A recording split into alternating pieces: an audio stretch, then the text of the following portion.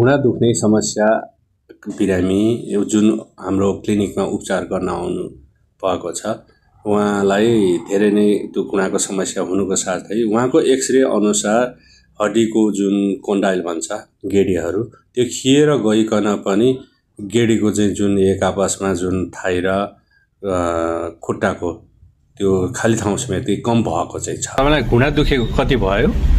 मेरो भयो 20 वर्ष। अनि घुँडा दुख्दाखेरि के हुन्थ्यो र घुँडा कस्तो अवस्थामा चाहिँ भएको थियो? 20 वर्ष जस्तो भयो दुख्या। अब के अरे हिँड्न नहुने, दुख्ने, पोल्ने, उकालो ओह्रालो हिँड्यो भने बथ्यो हड्डी, खट्याक खट्याक खट्याक गर्थ्यो। कति उपचार गरे भएन। यहाँ आएपछि चाहिँ अहिले राम्रो छ। बाङ्गो हिँड्नै नहुने, टेक्न नहुने थियो, अब अहिले सिधा राम्रो छ। दुख्न नि त्यति छैन, न त बस्दा नि दुख्ने, हिँड्दा नि दुख्ने। अहिले चाहिँ राम्रो छ धेरै।